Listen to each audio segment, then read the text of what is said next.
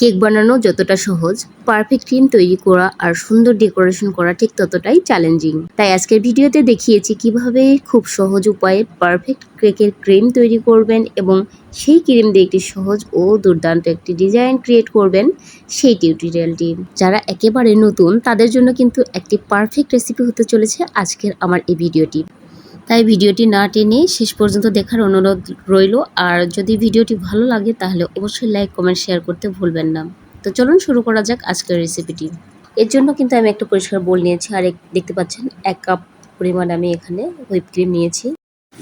এরপর এই হুইপ ক্রিমকে আমি আমার ইলেকট্রিক বিটার দিয়ে মিডিয়াম স্পিডে এটাকে বিট করে নিব।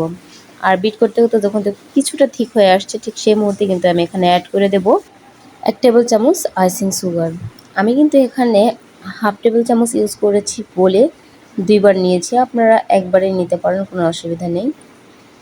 আর আইসিং সুগার দেওয়ার পরে এখানে কিন্তু আমি দিয়ে দিচ্ছি 2 থেকে 3 ফোঁটা ভ্যানিলা এসেন্স। তো এখানে আইসিং সুগারের পরিমাণটা অবশ্যই কম দেওয়ার চেষ্টা করবেন, কারণ আমি যে ক্রিমটা ব্যবহার করছি, আজকে আমি ব্যবহার করেছি ট্রপিক্যাল ক্রিম। এটাতে কিন্তু অলরেডি মিষ্টি থাকেই, যার জন্য এখানে মিষ্টি খুব একটা বেশি ইউজ করতে হয় না। তো আইসিং সুগার এবং ভ্যানিলা এসেন্স দেওয়ার পর এটাকে আবারও ভালোভাবে হাই স্পিডে কিন্তু বিট করে নিচ্ছি। হাই স্পিডে কিন্তু এখানে বিট করতে হবে, এখানে আর মিডিয়াম স্পিডে এখানে বিট করা যাবে না। তো দেখতে দেখতে দেখবেন যে খুব সুন্দরভাবে এটা আঠালো হয়ে এসেছে। আর তারপরে এভাবে নাড়াচাড়া করলে কিন্তু পড়ছে না। আর সবচেয়ে বড় টিপস হচ্ছে, এখানে যদি দেখেন বিটারের সাথে সুচালুভাবে উঠে আসছে, তাহলে কিন্তু আরও কিছুক্ষণ পরিমাণে এখানে বিট করে নিতে হবে। আর যদি একেবারে সমানভাবে উঠে আসে, তাহলে আর এখানে কোনো বিট করার প্রয়োজন নেই।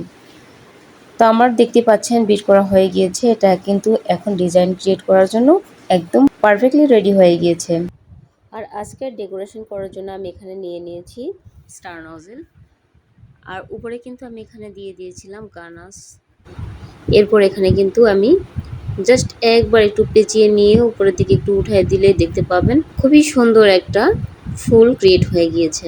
আপনাদের দেখার সুবিধার্থে এখানে কিন্তু আমি খুবই স্লোলি দেখাচ্ছি, আপনারা দেখে নিশ্চয়ই একটু বুঝে নেবেন কিভাবে আমি ডিজাইনটা তুলছি। প্রথমে ঠিক এইভাবে দিয়ে তারপর একটু ঘুরিয়ে একদম পেজ দিয়ে নিয়ে এসে উপরের দিকে একটুখানি উঠায় দিয়ে হালকা একটু ডেবে দিলেই কিন্তু দেখতে পাবেন অনেক সুন্দর একটা ফুল ক্রিয়েট হয়ে গিয়েছে।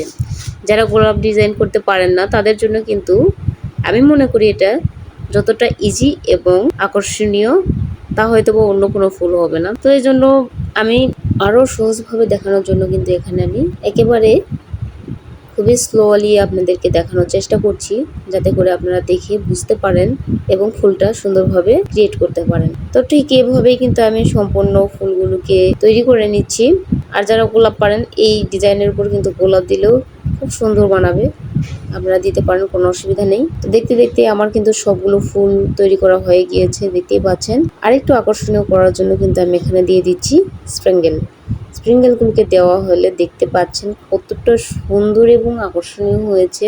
আর আমি যে গানাশটা ইউজ করেছি এটা কিন্তু আমি নিজে তৈরি করে নিয়েছি। আপনাদের যদি এই রেসিপির প্রয়োজন হয় তাহলে অবশ্যই কমেন্ট করে জানাবেন, আমি ইনশাল্লাহ দিয়ে দিব। তো বলতে বলতে কিন্তু আমার সম্পূর্ণ ফুল তোলা হয়ে গিয়েছে, মানে পুরো ডিজাইন কমপ্লিট। আর দেখতেই পাচ্ছেন কতটা গর্জিয়াস। অ্যাকচুয়ালি আপনারা যখন এটা ক্রিয়েট করবেন বা নিজে তৈরি করবেন, দেখবেন যে এতটা সুন্দর হয়। ক্যামেরাতে কতটুকু ফুটে উঠেছে বলতে পারছি না, কিন্তু অরিজিনালি সামনাসামনি অনেক সুন্দর লেগেছিল। আর খেতেও তো আলহামদুলিল্লাহ বরাবরের মতো টেস্টি হয়। আর সবচেয়ে বড় কথা যে আমি যদি কেক তৈরি করি, সেই কেকটা কিন্তু আমার ফ্যামিলির মেম্বাররা খুবই মজা করে খায়। এটা কিন্তু সত্যি খুবই তৃপ্তির বিষয়। আর কেকের ভেতরটা কতটা সুন্দর হয়েছে দেখুন, দেখলেই বুঝতে পারবেন এতটা সুন্দর এবং স্পঞ্জি। তো বলতে বলতে কিন্তু আমার সম্পূর্ণ ভিডিওটি শেষ হয়ে গেল। আপনারা সবাই ভালো থাকবেন, সুস্থ থাকবেন। আল্লাহ হাফেজ।